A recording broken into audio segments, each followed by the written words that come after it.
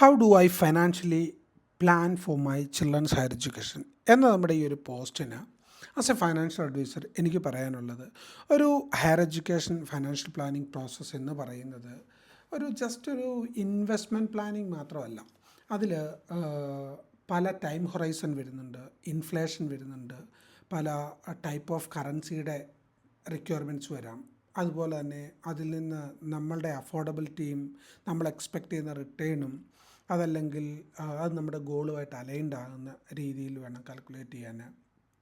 നമ്മുടെ investment capacity, higher എഡ്യൂക്കേഷൻ്റെ ആ ഒരു ഗോൾ എത്രയായിരിക്കാം അത് വരുന്നത്, ഇങ്ങനെ എല്ലാ ആസ്പെക്ട്സിലും നമ്മൾ കൺസിഡർ ചെയ്തിട്ടാണ് ഒരു ഹയർ എഡ്യൂക്കേഷൻ പ്ലാനിങ് നടത്തുന്നത്.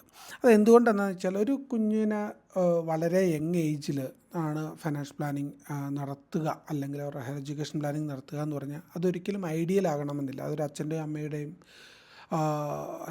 ഒരു financial planning support system develop ചെയ്യുക എന്ന് മാത്രമാണ്. കാരണം ഒരു ക്ലാരിറ്റി ഒരു കുഞ്ഞിനുണ്ടാകുന്നത് 10, 12 ആ ഒരു 12th സ്റ്റാൻഡേർഡിലൊക്കെ ആകുമ്പോൾ ഇങ്ങനെ പഠിക്കണം, ഇത് ചെയ്യണം എന്ന് അവർ പഠിക്കുകയും അവർ ഇവോൾവ് ആകുകയും ചെയ്യുന്നതനുസരിച്ചാണ് അങ്ങ് മുന്നോട്ട് പോകുന്നത്. അപ്പോൾ നല്ലൊരു ഫൈനാൻഷ്യൽ സപ്പോർട്ട് സിസ്റ്റം ഡെവലപ്പ് ചെയ്താൽ ആ ഒരു ജേർണി വളരെ ഈസി ആയിരിക്കും. അതല്ല എങ്കിൽ ആ ഒരു സമയത്ത് നമ്മളതിന് ആ ഒരു സപ്പോർട്ട് സിസ്റ്റം ഇല്ലെങ്കിൽ നമ്മൾ കടമെടുക്കുകയോ അല്ലെ സ്ഥലങ്ങൾ വിൽക്കുകയോ അതല്ലേ ഒരുപാട് ബുദ്ധിമുട്ടുള്ള സാഹചര്യങ്ങളിലേക്ക് പോവുകയോ ഒക്കെ ഉണ്ടാകും. അത് കുഞ്ഞിൻ്റെ ഫ്യൂച്ചറിനെയും ബാധിക്കാം. അവർക്ക് ജോലി കഴിഞ്ഞ് അല്ലെ പഠിച്ചു കഴിഞ്ഞ് അർജൻറ്റായിട്ട് ജോലിയിൽ ഏർപ്പെടുകയും ഉടനെ തന്നെ അത് വലിയ വലിയ സാമ്പത്തിക തിരിച്ചടവുകളിലേക്കൊക്കെ അവർക്ക് ഫോഴ്സ് ആവുകയും ഒരുപാട് ഇമോഷണൽ ബുദ്ധിമുട്ടുകൾ ഉണ്ടാവുകയൊക്കെ ചെയ്യും. അതുകൊണ്ട് തന്നെ financial planning is very relevant and important for higher education. അതുകൊണ്ട് ഈ ഒരു ആസ്പെക്ട്സിൽ പറയുമ്പോൾ ഒരു കുഞ്ഞിന് 3-4 വയസ്സാണ് പ്രായമെങ്കിൽ അവർക്ക് ഹയർ എഡ്യൂക്കേഷന് പോകേണ്ട സമയം 15 17 വയസ്സിലാണ്. 17 വയസ്സിലാണ് ഐഡിയലി ഹയർ എഡ്യൂക്കേഷന് പോകേണ്ടത്. അപ്പോൾ കയ്യിലുള്ളത് ഒരു 10-11 വർഷമാണ്.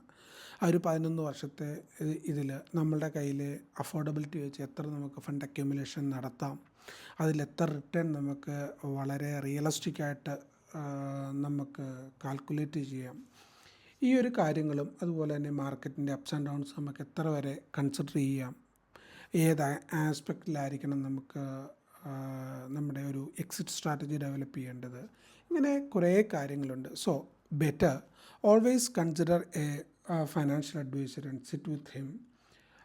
നിങ്ങളുടെ നീഡ്സ്, നിങ്ങളുടെ വോൺസ്, അതുപോലെ തന്നെ നിങ്ങളുടെ എക്സ്പെക്റ്റേഷൻസ്, നിങ്ങളുടെ പോസിബിലിറ്റി ഓഫ് സെറ്റ് അസൈഡ്സ്,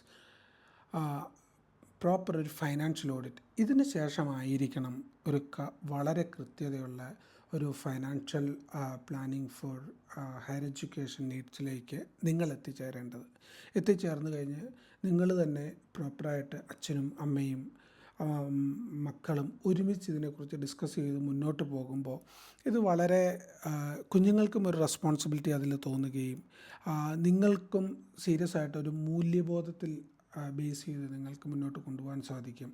അത് നിങ്ങൾക്ക് ഇവൻച്വലി ഒരു ഫണ്ട് അക്യുമുലേഷൻ പ്രോസസ്സും നല്ലൊരു റിട്ടേണോട് കൂടിയൊക്കെ ചെയ്യാൻ സാധിക്കും. So always plan with a financial adviser.